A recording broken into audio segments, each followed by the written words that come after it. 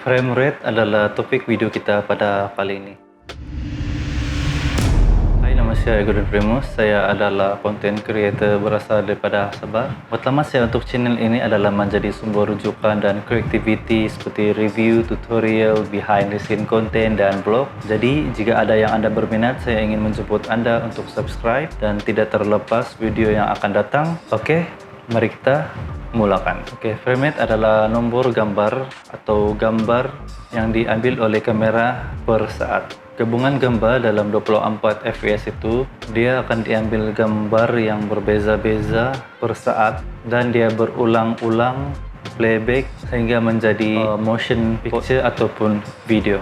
Anda pergi di setting kamera Anda lihat 24 fps ataupun frame per second, dia berdekatan dengan resolution. Anda klik dan Anda akan dapat pilihan frame rate yang berbeza, yaitu dari 24 frame per second, 30 frame per second, dan 60 frame per second. Majority frame rate yang saya guna dalam projek saya, wedding, music video, short film, saya guna frame rate 24 fps sebab dia menampakkan sebenarnya video lebih sinematik untuk dapatkan motion blur.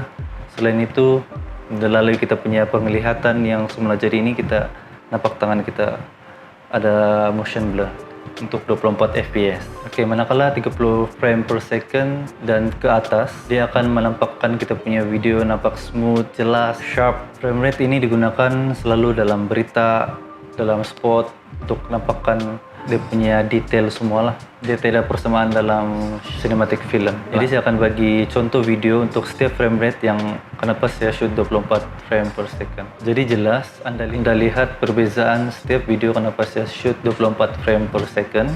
Ada masa juga saya shoot 60 frame per second untuk slow motion dan convert pergi 24 frame per second untuk dapatkan slow motion. Untuk 30 frame per second saya convert pergi 24 frame per second. Jadi masa yang di slow down ataupun di slow motion akan bertambah daripada 1 saat pergi 1 saat 1.25 saat. Bermaksud ada lebihan frame, 6 frame dalam 24 frame itu. Itulah sebab dia terlebih masa dalam playback 24 frame per second untuk slow down to 30 frame per second. Sebagai contoh, Anda lihat video ini 30 frame per second convert pergi 24 frame per second.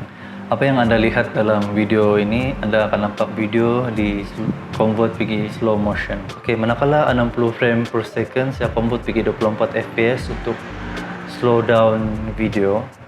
Bermaksud, masa yang diambil untuk 1 saat itu akan bertambah 2.5 saat. Jadi, oleh kerana frame rate dalam 60 frame per second itu dia sangat panjang. Ada kita ataupun antara kita ni buat kesilapan yang 24 fps kita mau slow down itu video.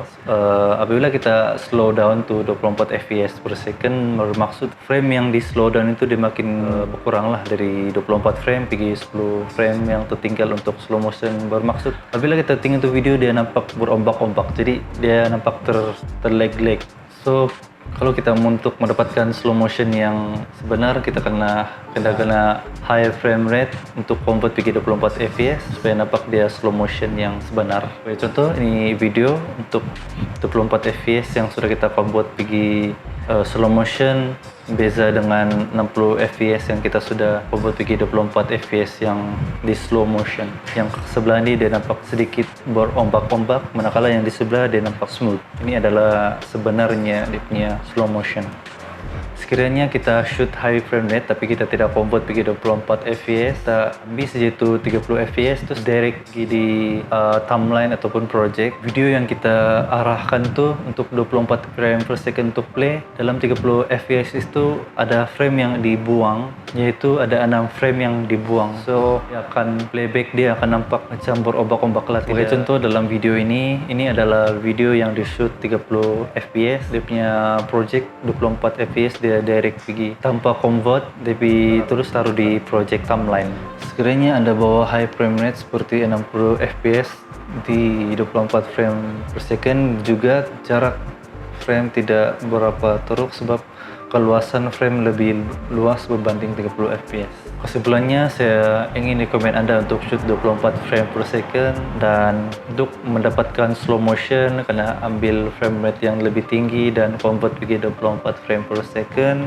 Dan saya harap Anda faham apa kegunaan frame rate dan kegunaan cara menggunakan dia dengan betul. Oke, dan ini sajalah video saya pada kali ini. Sebelum Anda pergi, saya minta Anda untuk like, subscribe, on notification seperti biasa, sentiasa kreatif, dan jumpa lagi di next video.